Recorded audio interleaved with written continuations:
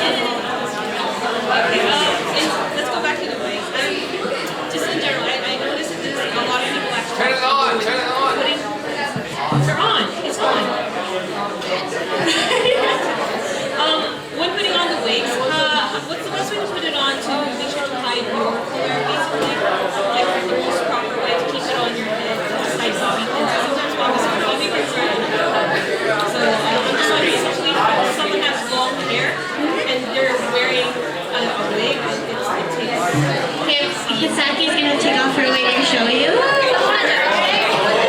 So basically, what you have, it's gonna look really bad.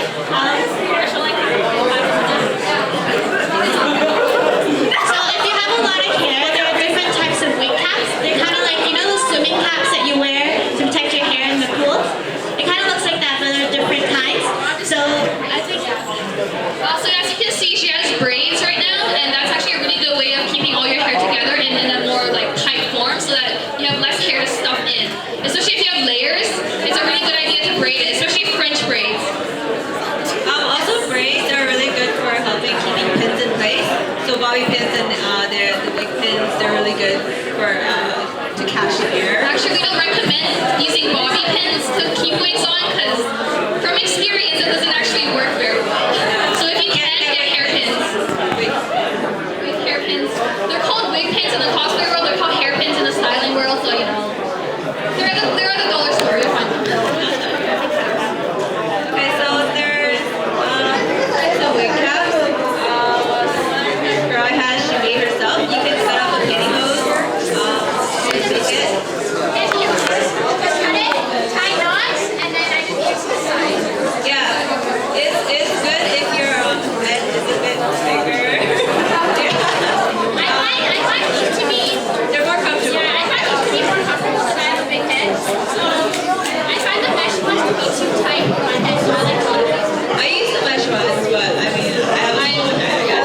Mesh ones, there's actually two different kinds of mesh ones. There's one that's like a tube where both ends are open, and there's a kind where only one end is open. The two-side open one is really good for people who have layered hair. So what you do with the tube one is you open it up, and then you pull the entire thing over your head, and then you take the top and you pull it back over. So that will catch all your layers on the way up, and that'll keep all your hair up. It's only recommended for people with kind of short hair though, because if you have a lot of hair, it'll just make a huge bump on the top of your head, and that doesn't look very flattering. The closed kind is for people with longer hair. So for people with longer hair, none of us have really long hair right now, but I know Vicky Bunny Angel, who will be speaking with us in a few minutes, she has really long hair, and what she does is that she takes sections of it and she braids all of it, and then she winds it around her head and secures that with bobby pins. And after she does that, she'll take a mesh wig cap. Well, I don't know if she uses mesh or pantyhose, but either way, she'll do that, and then she'll take it and she'll just put it over her head. And a very good thing for keeping loose hairs at the side down is you can either use gel or you can use actually eyelash glue to make it go up. And then if you're wearing a wig that's a very different color from your own hair, say like I have black hair and I want to wear a white wig, but it's a styled up wig and my sides will be showing. You can actually take, I know this is a taboo thing, but you know Halloween hairsprays, colored hairsprays? You can take that and just spray the sides where your hair is actually showing. Yeah. Nothing wrong. A lot of people go against it, but it is good for some stuff. So you can take that, and then just spray the sides of your hair where your actual hair is showing. And that will color your natural hair to match your wig. And you can do that. Now she's going to do the demonstration.